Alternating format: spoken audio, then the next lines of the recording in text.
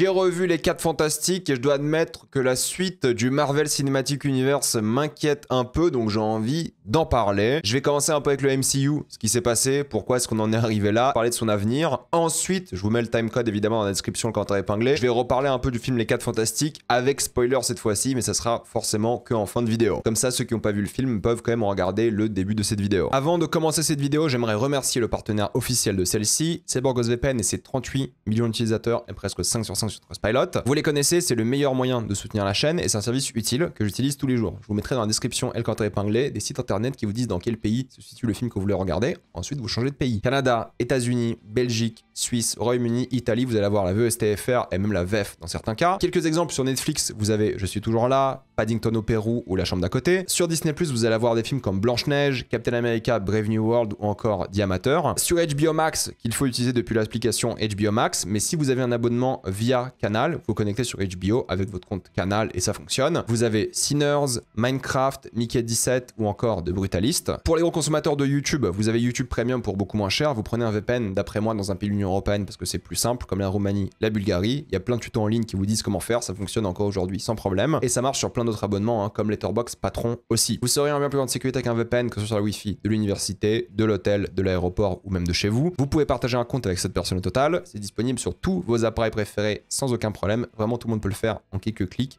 C'est simple. Vous pouvez essayer par vous-même car vous êtes satisfait ou remboursé sous 45 jours et vous avez une assistance technique en français 24h7. Utilisez le lien dans la description, le commentaire épinglé afin de vous abonner à BorgosVPN et bénéficier de 83% de réduction plus 4 mois gratuits. Foncez sur l'offre. Faut quand même s'avouer les choses et dire que depuis Avengers Endgame, le Marvel Cinematic Universe n'intéresse plus grand monde, en tout cas pas comme à l'époque, pour plein de raisons différentes. Kevin Feige l'a dit lui-même, mais ils avaient créé quelque chose d'unique en réalité. Une sorte de série télé au cinéma que les gens devaient regarder pour comprendre toute l'histoire. Ils avaient créé quelque chose qui était quasiment jamais fait avant dans l'histoire du cinéma et c'était assez particulier, qu'on aime ou pas. Voilà, ça marchait extrêmement bien, rappelez-vous, hein, les Captain Marvel, ça dépassait largement le milliard au box-office, alors que là, les 4 Fantastiques, ça va sûrement pas dépasser les 700-800 millions. Donc c'était un autre univers, un autre monde pour le cinéma, pour le box-office, mais aussi pour Marvel. Ils avaient créé une hype qu'aucun autre projet cinématographique n'avait réussi à créer à l'époque, des crossovers de dingue, un grand double film épique pour tout conclure. C'était vraiment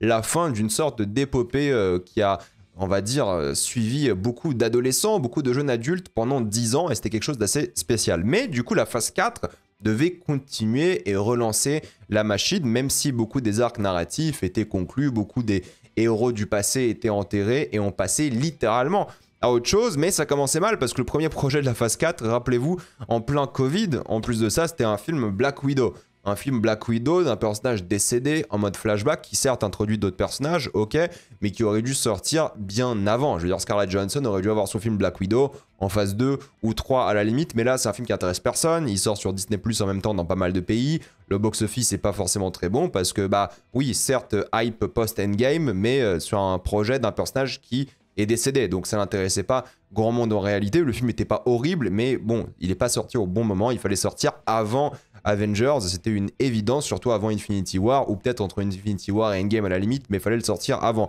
Pourtant, ils essayent d'avoir de nouveaux personnages. Shang-Chi, pour moi, c'était un bon petit film, hein, c'est très sympathique, c'était pas dingue, et encore une fois, le score au box-office, c'était pas fou, parce que Covid, encore une fois, on était en 2021, mais ils créent de nouveaux personnages, ils créent un nouveau monde, il y avait quelque chose d'intéressant à aller chercher chez Marvel et ils tournaient la page. En tout cas, c'est l'impression qu'on avait. Ok, il y avait Black Widow, mais là, ils tournaient la page. Ils ont fait Les Éternels, qui est d'après moi l'un des meilleurs projets du MCU aussi, et on s'est dit, ok, ils vont aller dans une nouvelle direction, ils vont nous faire plaisir de ce point de vue-là. Pendant longtemps, c'était le film du MCU le plus critiqué, le plus détesté par les fans et les critiques professionnels, et c'était un flop commercial aussi. Mais bon, c'est pas grave, ils ont trouvé une sorte de cheat code, c'était le Spider-Man No Way Home, ils ont un peu changé le game, c'était un peu hypant, ils ont réussi à créer un truc qui remettait un peu la hype des Avengers Endgame Infinity War, donc fatalement on était déçus aussi de l'utilisation des Spider-Man et tout, mais ils ont chopé le truc, ils ont chopé le bon filon, c'est-à-dire le multivers, le fanservice, la facilité folle pour créer de la hype. Donc au lieu de recréer des mythes comme ils essaient avec les Éternels, mais c'est raté, ils vont se dire ok, on retourne dans le passé, on reprend ce qu'on avait du coup avec la Fox et tout, avec Sony, on reprend tout ça et on va en parler, on va l'utiliser pour créer de la hype. Et c'est aussi pour ça que Doctor Strange cartonne, hein, le nouveau, c'est qu'il s'appelle The Multiverse of Madness, qui n'était pas du tout accepté comme thématique dans l'œuvre et ils n'ont pas beaucoup exploité ça en réalité, mais ils n'ont pas recréé des mythes. Ils se concentraient sur des mythes du passé. Pourtant, moi j'aime bien ce Doctor Strange, je trouve que c'est un bon film pour le coup, mais en termes de marketing, de box-office, le film a bénéficié de ça, en plus des rumeurs et tout. Mais fatalement, si tu recrées pas des mythes, si tu recrées pas une hype, ça marche pas. Black Panther, Wakanda Forever, ils auraient dû recast, hein, pour le coup, Chadwick Boseman, hein, c'est triste à dire, mais ils auraient dû recast. Dans la vraie vie, tu recastes les gens. Là, le film était vraiment pas bon du tout, un vrai échec, pas commercial parce qu'il a plutôt bien marché, mais 2h45, c'était vraiment pas bon. Thor 4, que moi je défends, bah, il s'est quand même fait défoncer, soyons honnêtes, même s'il a bien marché, il s'est fait défoncer, et ça a pas plu à beaucoup de personnes. Donc quand même, t'as deux icônes, Thor et Black Panther, qui sont un peu dévalués aux yeux du public, c'est compliqué. Mais là où, quand même, dans cette phase 4, même s'il y avait des échecs et des choses qui n'ont pas marché comme prévu alors qu'elles étaient bonnes, comme les Éternels, il y avait un truc qui était intéressant chez Disney, c'est qu'ils ont lancé Disney+. Et donc Disney+, devait être accompagné de séries Marvel, Star Wars, tout ça. Et les séries Marvel, elles marchaient bien. WandaVision, c'était adoré, c'était pas mal pour le coup. Faucon et Soldat de l'Hiver, c'était pas mal aussi en réalité. Loki, c'était assez génial pour une série. Donc en fait, à la télé, ils étaient vraiment bons. Et du coup, ça faisait kiffer beaucoup de personnes de se dire, ok, le MCU a une vie à la télé, c'est bien. Oui, il y a des choses qui sont pas géniales comme What If parce qu'ils n'ont pas du tout épousé le concept. Ils ont fait une sorte de série de team-up qui était, d'après moi, assez décevante. Hawkeye, c'était pas mal, tu vois. Pourquoi pas, en vrai. Moon Knight, c'était un peu un échec, mais il y avait une idée, il y avait des trucs à tenter. Ils ont pris un acteur connu, ça pouvait le faire, et peut-être il y aura une saison 2 un jour. Mais globalement, à la télé, Marvel s'en sortait bien. Miss Marvel, c'était sympa. Bon, un peu pareil, hein, classique Marvel, mais c'était sympathique. C'est là que She-Hulk est arrivé et a énervé énormément de personnes. She-Hulk, c'est spécial parce que c'était un moment où les gens avaient trop de contenu Marvel. C'était l'enchaînement des projets films pas très intéressants, qui n'ont pas forcément très bien marché d'un point de vue critique et des fans. Mais c'était aussi un peu le début de la vague anti-woke de plus en plus, surtout face à Marvel, Disney et Star Wars. Et She-Hulk, c'était vraiment ça, hein, c'était des victimes de ça. Pourtant, la série n'est pas catastrophique, hein, ça allait, mais c'était trop de contenu, trop d'heures de contenu. Ils avaient plus d'heures de contenu dans la phase 4 du MCU que dans tout le reste des phases précédentes, parce que les séries télé ont vraiment maximisé le volume d'heures, et ça a dérangé beaucoup de personnes à juste titre, je peux le comprendre, et surtout qu'il fallait suivre les séries télé pour comprendre le MCU.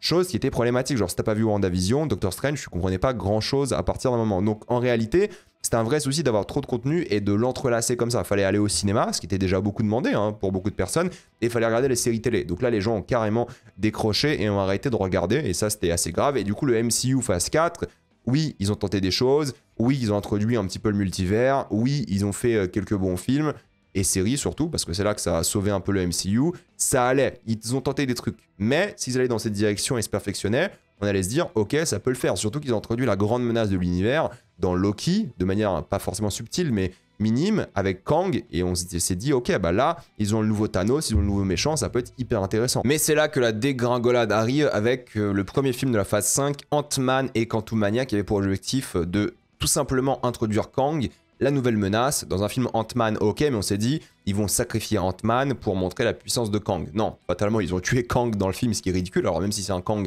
du multivers, c'est quand même ridicule, et ça gâche un peu l'image de ce Kang, mais surtout le film était un flop, parce qu'il était catastrophique. C'est Ant-Man, les gens se déplaçaient pas vraiment pour voir des films Ant-Man, et Kang était pas assez mis en avant parce qu'il existait que dans une série auparavant, et fatalement, bah, vu que le film est catastrophique, hideux, horrible, vraiment l'un des pires films du MCU et l'un des pires films que j'ai vu, je pense, de ma vie de manière générale, c'était rushé, c'était dégueu, et surtout, le souci était que Kang se faisait buter, comme je l'ai dit, et Jonathan Majors était en plein procès à partir de là. Donc, Marvel, ils ont un problème, ils ont un film avec Kang qui se fait tuer et qui floppe au cinéma, c'est censé être la grande menace du multivers et de la phase 5 et 6, et même de la 4, en théorie, mais personne ne va voir le film, tout le monde s'en fout de Kang, et Jonathan Majors, il est au tribunal en train de voir si c'est un agresseur ou pas d'après la justice. Donc forcément, ça crée beaucoup de problèmes, et c'est là que Marvel réfléchit, d'après Kevin Feige, il a dit récemment, à remplacer Kang.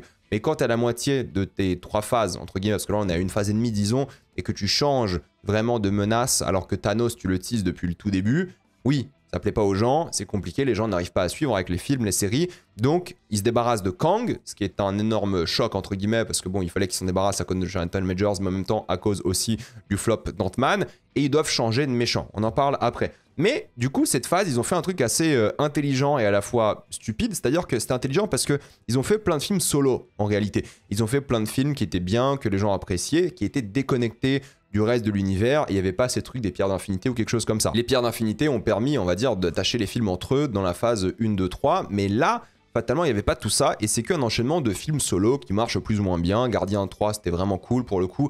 De Marvel, ils s'est fait défoncer parce que voilà, encore une fois, cette vague anti-woke, un film que les gens n'ont pas demandé en plus de ça. Mais le film n'était pas horrible, mine de rien, il est critiqué injustement, mais c'est un énorme échec commercial, surtout quand tu passes du premier qui a fait 1 milliard à là, tu fais quoi, 200, 300 millions, c'est catastrophique. Mais j'aime bien parce que Kevin Feige a quand même défendu le wokisme et la diversité. Mais oui, le film n'était pas incroyable, mais n'était pas mauvais non plus. Ça allait, c'est juste qu'il s'est fait défoncer avant même de sortir, parce qu'en même temps, il fallait que tu vois 2 séries pour comprendre de Marvels, alors que de Marvel 1, enfin Captain Marvel plutôt, il fallait juste voir Avengers Infinity War pour être chaud pour Captain Marvel. Mais du coup, non, là, il fallait voir une série avant, et du coup, les gens n'ont pas forcément vu les 2 séries même avant, donc c'était forcément compliqué aussi. Deadpool et Wolverine, bah, ils ont joué sur la nostalgie de Hugh Jackman en retour en Wolverine, ce qui est sympa. Ça, on va dire, refait marcher la machine des films solo. Et oui, les films ont plutôt bien marché. Guardian 3, ça cartonne. Deadpool et Wolverine aussi. Donc en vrai, pourquoi pas refaire des films solo sympathiques, ça peut carrément bien le faire. Mais fatalement, bah, ils n'ont pas d'univers, ils n'ont pas de build-up. Ça va vers quoi? On a une phase 6 qui arrive bientôt. On a un grand méchant à abattre. Qu'est-ce qui se passe? On va dans quelle direction? Des films comme Captain America n'aident pas parce que pareil, ça ne crée aucun build-up. Alors un petit peu quand même, mais très léger. Et le film n'est pas terrible. Malheureusement, Thunderbolt, ça fait longtemps que tu as l'impression que les gens n'ont pas été aussi unanimes sur un film Marvel. C'est-à-dire qu'ils l'ont quasiment tous apprécié. Le film, certes, n'est pas un succès, voire même un flop, malheureusement. Mais ça fait avancer la franchise. Tu as l'impression que pour une fois, ils ont une direction pour la franchise. Parce que juste avant Thunderbolt, bah, ils ont annoncé le grand méchant de la phase 6. On va en parler après. Mais le souci, c'est que là, les films sont pas terribles, sont détestés, ils flopent. Et en termes de série télé, c'est catastrophique aussi. Secret Invasion, c'est de la merde. Loki saison 2, c'est pas mal, mais attire moins de gens et c'est un peu décevant. Et surtout qu'il y a Kang dedans, alors que Kang ne fait déjà plus partie de l'univers. What If, moi j'ai arrêté la saison 1, ça m'intéressait plus. Rappelez-vous de Echo. J'ai vu Echo, hein. Qui se rappelle de Echo? Personne. Fatalement, Agatha All Along aussi oubliable, malheureusement. Pourtant, c'était pas horrible non plus. Spider-Man, ça j'ai pas vu, mais apparemment c'est pas mal, mais ça m'intéresse pas. Mais techniquement, c'est dans le MCU, dans une version alternative de la Terre. Daredevil Born Again, c'était pas au niveau non plus. Et j'avoue que là, moi j'ai décroché. Déjà que ça m'a tellement déçu, je trouvais ça tellement médiocre. Ironheart, j'ai même pas vu. Et je pense que je verrai jamais. Ça m'intéresse pas du tout. Il y a un désintérêt total, même de ma part, qui a quasiment tout vu du MCU, sauf What If. J'ai pas vu ça. Parce qu'au fait, ça m'intéresse plus. J'en peux plus. Voilà, ça m'intéresse plus du tout. Je regarderai jamais ça parce que pourquoi faire? Non mais sérieusement, pourquoi faire? Les séries, Marvel l'a compris, n'ont aucun intérêt dans le MCU. Ou tu fais des séries solo qui sont bien. Mais là, si le bouche à oreille était bien, j'aurais regardé. Mais là, il était même pas bon et tout. Donc, la phase 5, c'est un peu la phase du vide. Rien ne s'est passé, l'intrigue n'a pas du tout avancé. Et les films solo étaient ou nuls, et les séries aussi d'ailleurs, avec quelques petits morceaux qui étaient sympas, mais quasiment rien de bien, d'intéressant, de mémorable. Mais du coup, comment tu relances une machine dans une phase 6 alors que t'es censé avoir genre que 4 films et conclure l'arc du multivers. L'arc du multivers qui était à peine présent. Donc la gestion de ces phases était vraiment catastrophique. Et la phase 6, c'est un peu la phase de la correction et du reboot. Parce qu'ils ont tellement foiré qu'ils se sont dit, ok, faut qu'on recommence tout parce que c'est pas possible, malheureusement. Donc la question sur les 4 Fantastiques, c'est est-ce que les gens vont aimer? Je pense que oui. Est-ce que le box-office va suivre? Je pense que oui, plus ou moins. Genre ça va faire 700, 800 millions max. Maintenant, le truc, c'est que est-ce qu'il fallait introduire des nouveaux leaders maintenant? Oui et non, parce que pour moi, cette phase du coup 6, c'est la phase des 4 Fantastiques, en réalité. Vu que ce sera eux les leaders des Avengers, entre guillemets, c'est ce qui a été annoncé en tout cas, ça sera à eux de gérer tout ça. Bon, on va voir ce que ça va donner. Je trouve ça particulier de faire une phase 6 sur 3 films. Alors techniquement, il y a 4 films. Hein. Il y a un film Spider-Man qui sort entre-temps, parce que rappelez-vous, hein, normalement, Doomsday devait sortir avant ce film Spider-Man. Il devait sortir en mai 2026, mais il a été décalé à décembre 2026. Et ce film Spider-Man n'aura peut-être pas de lien en réalité avec le reste de l'intrigue. Ce sera juste peut-être un film comme ça. On verra bien. Ça sera un film street level, comme ils disent. Donc je pense qu'il y aura un petit teaser pour Doomsday. Mais s'ils gardent la date de sortie pour juillet, oui, ce sera pas un film qui aura un énorme impact sur cette phase-ci. C'est juste un film Spider-Man comme ils aiment les faire. Et puis basta en réalité. Et je pense pas que ce sera un film marquant. Il y aura le Punisher dedans, sûrement Daredevil, on imagine. Donc ils vont faire un truc un peu différent. Il y aura sûrement un teaser, mais pas de réaction à Doomsday. Et ce sera dans son propre univers, entre guillemets. Donc ça sera un film phase 6 Spider-Man sympa, mais en réalité sans plus, je pense. Mais pour moi, le vrai souci, il est là. C'est Avengers Doomsday. Déjà, c'est un énorme aveu d'échec pour plusieurs raisons. Les frères Russo qui reviennent, j'aime bien ce qu'ils ont fait chez Marvel. Je les ai trouvés talentueux. Ils ont fait un bon travail avec Captain America, avec les Avengers. Ça allait, il n'y avait pas de souci. En dehors de Marvel, c'était absolument catastrophique, soyons honnêtes, hein, et disons les choses. Et c'est peut-être pour ça aussi qu'ils sont retournés chez Marvel, parce qu'en dehors de Marvel, ça n'allait pas en réalité. Et surtout, l'échec, c'est un peu l'aveu de cette fausse nostalgie. Ils refont revenir les frères Russo pour un peu, vous savez, la gloire de l'époque du MCU avec Infinity War Endgame. Ils font revenir Robert Downey Jr. qui ne joue pas du coup Iron Man mais Doctor Doom, alors qu'ils auraient pu choisir un nouvel acteur pour jouer Doom et l'iconiser et tout. Non, ils ont repris un acteur qui cartonnait à l'époque, qui vient de gagner un Oscar, qui était en vogue et tout, qui a souvent critiqué Marvel d'ailleurs pendant ses promos d'Oscar et tout, c'est un peu rigolo. Mais ils ont fait revenir les réalisateurs, ils refont revenir les scénaristes et surtout l'acteur le plus connu du MCU pour jouer le rôle de l'antagoniste. Et ça, pour moi, c'est un aveu d'échec total. Ils vont la jouer nostalgie sur leur propre univers et c'est ridicule. Ça montre qu'ils n'ont pas réussi et qu'ils se raccrochent au wagon comme pas possible. Et surtout, honnêtement, on pensait pas qu'ils allaient aller dans cette direction avec la phase 4. C'est quelque chose qu'ils ont un peu bricolé vite fait, en ayant vu l'échec de Kang, en ayant vu le manque de direction dans ces phases, et ils ont fait un truc rapidement, comme ça, voilà, Robert Downey Jr., nostalgie, on y va à fond, on va jouer cette case. Je dis pas que le film peut être mauvais, il peut être mauvais, hein, mais je dis pas qu'il va forcément l'être, je dis juste que c'est un aveu d'échec, soyons honnêtes, ils auraient jamais dû aller dans cette direction, et c'est pas ce que la phase prévoyait. En plus de ça, il y a le casting des X-Men et plein d'autres acteurs qui seront sûrement cachés et plein d'autres caméos, mais ils vont la jouer full nostalgie. Et Secret Wars, pour moi, ça sera l'enfer sur Terre, je pense. Non pas que je vais pas aimer ce film forcément, je dis juste que ça sera le fanservice le plus infâme de l'histoire. Et vous allez dire, oui, mais c'est Secret Wars, c'est le concept. Mais le vrai souci, c'est pas que c'est le concept. Le vrai souci, c'est qu'il n'y a pas de build-up. Pourquoi est-ce que des films comme Infinity War étaient bien ? C'est qu'il y avait 10 ans de build-up qui allaient tous dans cette direction. Et c'était hyper satisfaisant, encore plus avec Endgame. Mais là, il n'y a pas de build-up, il n'y aura pas de satisfaction, alors qu'on va se taper Hugh Jackman, Tobey Maguire, Andrew Garfield dans les mêmes scènes. Mais vu que c'est tellement devenu une habitude, vu qu'on n'est plus du tout étonné, choqué par ça, et vu qu'il n'y a pas de build-up vers ces combinaisons d'acteurs possibles de notre jeunesse, ça ne marchera pas aussi bien que prévu. Je dis pas que ça peut pas être bien, je dis juste qu'en termes de nostalgie fanservice, ça sera l'enfer sur Terre. Avant, il y avait du build-up, là, il n'y aura rien, et juste de l'aura farming, comme on dit maintenant. Je pense que sur le papier, j'aurais dû aimer. Même scénariste, même réal, des acteurs que j'aime bien, mais je pense que ce sera l'enfer sur Terre, et que ce sera juste un enchaînement de séquences absolument nostalgiques, horribles, de charisme, et puis basta. Je pense vraiment qu'il y aura des vraies lacunes. On verra bien, j'espère que Doomsday sera le film de Doctor Doom, comme était un peu Infinity War, le film de Thanos, et Thanos était vraiment réussi. Là, Secret Wars, j'imagine juste un bordel full CGI de tous les acteurs qu'on connaît de notre jeunesse dans un truc qui va moins bien marcher.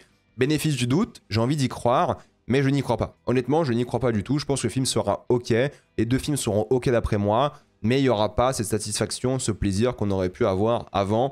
Non pas parce qu'on a grandi, comme je vois beaucoup de gens dire déjà dans les commentaires, mais juste parce qu'il n'y a scénaristiquement pas ce build-up et c'est juste un truc qu'ils font rapidement ici. Donc ça, forcément, ça sera décevant. Mais si on parle de la phase 6, il y a aussi des séries, en théorie. Eyes of Wakanda, personnellement, je m'en fiche, honnêtement. Marvel Zombies, pareil. Wonder Man, je suis un peu curieux parce que j'aime bien les acteurs et peut-être j'essaierai, mais ça me donne pas spécialement envie. Daredevil saison 2, visiblement ça sera mieux parce que la saison 1 était un peu Frankensteiné de ce qu'ils avaient fait avant de reboot la série, mais j'y crois pas beaucoup non plus. Vision Quest, honnêtement on s'en fout, mais encore une fois c'est bouche à oreille et bon, pourquoi pas. La série Spider-Man a été aussi annoncée pour une nouvelle saison, mais il n'y a rien d'autre d'annoncé. Il n'y a rien d'autre d'annoncé que ce que je viens de vous dire là. Bon, les séries, je m'en fous un petit peu pour l'instant, mais les autres œuvres, il n'y a rien de ce point de vue-là. Mais on a appris récemment que les X-Men, alors c'est pas les X-Men 97, mais j'ai mis cette image, seront le reboot du MCU. Secret Wars va absolument tout rebooter, et je pense que c'est une très bonne chose de rebooter tout l'univers. Je pense que c'est très bien. Tu fais comme dans les comics. Je pense que le grand public doit s'habituer à tout ça, parce que c'est bien de recommencer le MCU avec un focus sur les 4 Fantastiques, les X-Men. Je pense que c'est une très bonne idée, et ils vont recaster tous les acteurs. Et je pense que c'est bien. Je pense que c'est bien d'avoir un monde de comics et de télé ou de cinéma où tu prends plusieurs acteurs pour jouer Iron Man, un jeu d'acteurs et tout simplement un personnage est censé être réinterprété, est censé être rejoué. Je veux dire, tous les personnages de l'histoire de la fiction ont été joués par plein d'acteurs à chaque fois. Je sais qu'au cinéma, on n'est pas habitué. Il y a toujours eu un James Bond, il y a toujours eu un Wolverine, etc., etc. Mais en réalité, on doit s'habituer à ce que plein d'acteurs jouent plein de personnages différents avec leur propre talent, leur propre direction d'acteur, etc., etc. Donc ça, il faut recaster tous les acteurs si tu veux que cet univers existe. Alors tu peux prendre les anciens acteurs si tu veux à certains moments, mais il faut passer à autre chose. Il faut être un adulte, je pense vraiment, et passer à autre chose en se disant, ok, il n'y aura pas qu'un Iron Man. Tu peux préférer de Robert, hein, si tu veux, mais il y aura plusieurs Iron Man, et c'est comme ça qu'il faut avancer dans le monde du cinéma aussi. Donc ça, c'est une bonne chose de tout recommencer, presque table rase, et faire un reboot où le focus, cette fois-ci, ce sont les X-Men. pense que ça peut être vraiment bien. Après, tu peux faire revenir Thor, il n'y a pas de souci, il y a un Thor 5 qui va sûrement sortir. Armor Wars, je m'en fous un peu, mais pourquoi pas, c'est encore prévu pour l'instant. Black Panther 3, ça va se faire, c'est une évidence, avec Denzel, Ryan Coogler et tout, donc why not aussi. Shang-Chi 2, je suis chaud en réalité, parce que c'était des bons projets et ça peut carrément le faire. Mais la question Blade, encore une fois, comment tu rates un film Blade? Blade prévu depuis 2019, et ils n'ont pas réussi à faire un film avec des vampires. Ils ont raté un film avec des vampires. Est-ce que vous vous rendez compte de ça? Comment c'est possible? Bon, c'est particulier, je comprends pas, mais j'espère que Blade sortira. J'espère qu'ils vont enfin faire ce film pour la phase 6 si possible. Genre avant peut-être Secret Wars, ça serait parfait.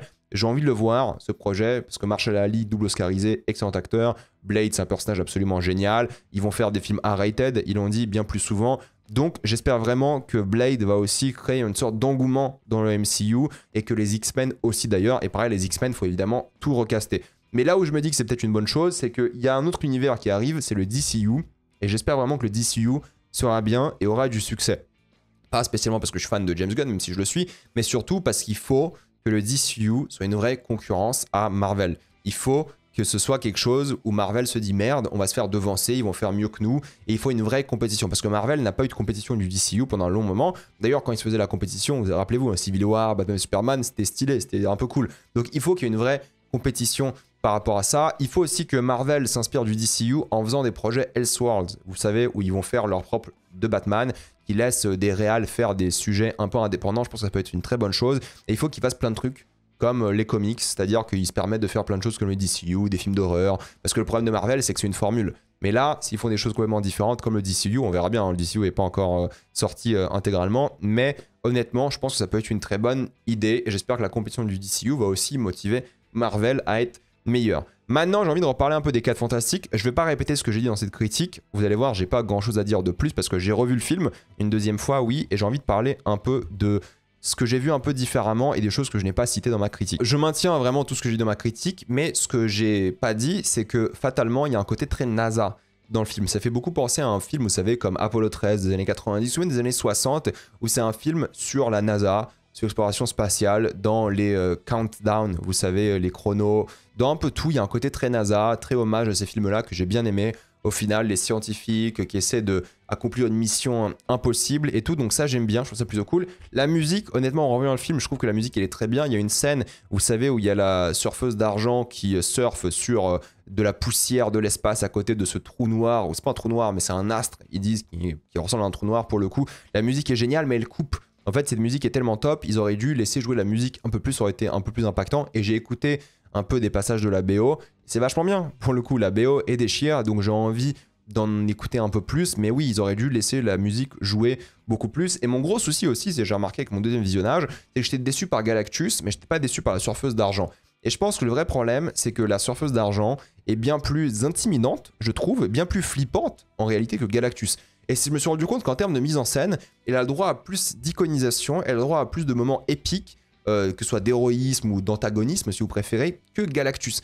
Galactus, il est à peine présent et c'est ok, mais la fin avec Galactus était un peu décevante et je me suis rendu compte que j'avais plus peur de ce personnage-là, qui était plus fort, plus intimidant, plus humain, fatalement aussi, mais ça qui rendait du coup le personnage plus flippant, que Galactus. Et c'est ça pour moi le gros souci, c'est qu'elle est bien, elle est vraiment iconisée comme il faut, et à côté de Galactus, c'était décevant. Galactus, pour le coup, il est sympa aussi, mais je trouve qu'il n'est pas aussi impactant, pas aussi mémorable que la surfeuse d'argent de une, mais surtout, en revoyant le climax, j'ai trouvé encore moins intéressant la deuxième fois, c'est très banal, très déjà vu, ils n'ont pas beaucoup utilisé la taille du monstre, il y a des plans cool hein, par rapport au bébé, quand il tient le bébé, t'as des plans sur le bébé et tout, mais ça fait très faux, très numérique, j'y croyais pas beaucoup, j'ai envie de vous dire, j'allais dire pas du tout, mais surtout pas beaucoup.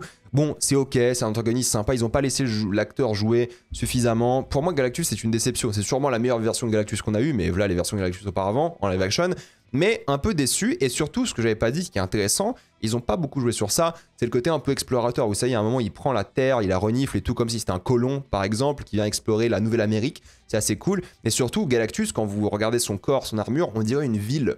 Et ça, j'ai beaucoup aimé. On dirait vraiment une ville qui bouge, un énorme gratte-ciel, et le lien entre lui et le gratte-ciel sont pas mal. Mais en termes d'action, cette séquence, j'ai trouvé assez laide, fatalement assez inintéressante. Ils n'utilisent pas du tout, faut pas beaucoup, en tout cas la taille. Je trouve que la famille se bat pas contre lui en mode famille. Bon, il n'y a pas cette alchimie, et tout ce que j'ai dit par rapport à la famille dans ma critique, je maintiens. Bon, j'étais un peu déçu par Galactus, c'est pas horrible encore une fois, je pense que le film est bien, mais basique. il est passable. C'est du déjà vu, c'est ok. C'est pas moyen non plus parce que c'est efficace, ça fait bien le taf, mais c'est quelque chose que j'ai déjà vu 1000 fois auparavant et ça me choque pas. Genre vraiment, c'est le genre de film sur Letterboxd, je suis en mode 2,5 ou 3, mais pas plus, parce que 3 c'est bon film pour moi et 2,5 c'est passable. Je pense que je vais partir sur le passable parce que c'est bien, mais c'est basique. Et ça, mon gros souci. Il y a des choses qui sont bien tout le long, et j'en ai parlé dans ma critique, j'ai pas envie de dire que je suis un hater du film, j'aime bien le film, mais sans plus, et j'ai pas envie de le revoir. Déjà, la deuxième fois, je l'ai revu, j'ai pas vu de nouvelles choses. J'ai pas été plus inspiré par le film. Là où, par exemple, Superman, désolé de comparer, hein, mais j'étais bien plus inspiré la deuxième fois par le film. Là, j'ai pas été inspiré. Pourtant, c'est pas un mauvais film, hein, mais moi, il m'a pas marqué, il m'a pas touché, et je pense qu'il y a des lacunes. D'ailleurs, la scène post-générique, il y a plein de gens qui m'ont dit « Ouais, t'as pas compris, mais il y a plein de gens qui savent pas que Doomsday sera le prochain méchant et tout. » Écoutez, il y a un moment, peut-être, il y a plein de gens qui savent pas, mais les bandes annonces de Doomsday, elles font 500 millions. Enfin, l'annonce, elle a fait 500 millions de viewers. Il y a des gens qui ont les réseaux tout le temps, et même... Ok, tu vois Doctor Doom, mais tu vois pas Robert Downey Jr. Je pense que la scène post-générique, s'il y avait Robert, là on parle, là on discute. Là ça aurait été marquant, ça aurait été un bon teaser. Mais je maintiens que si on savait pas que Doom allait être le méchant d'Avengers Doomsday, qu'ils allaient pas révéler le titre, ça aurait été un choc. Donc imaginez-vous, on révèle Doom dans cette scène post-générique, incroyable. Mais c'était pas le cas. En tout cas, bref, voilà ce que j'avais à dire sur le MCU et les 4 Fantastiques. Dites-moi ce que vous en pensez dans les commentaires, j'ai envie d'avoir votre avis. Avant de quitter cette vidéo, pensez à utiliser le lien dans la description, le compte épinglé, afin de débloquer tous les plateformes de streaming en toute accessibilité, sécurité, avec beaucoup plus d'œuvres. Tout ça pour 2,03€ par mois, plus 4 mois gratuits. Foncez sur l'offre. Pensez à vous abonner à la chaîne pour voir les prochaines vidéos. Mettez un j'aime, c'est beaucoup la chaîne. Suivez-moi sur tous mes réseaux, Spotify, TikTok, Instagram ou Twitch. Et moi, je vous dis à la prochaine fois. Salut à tous.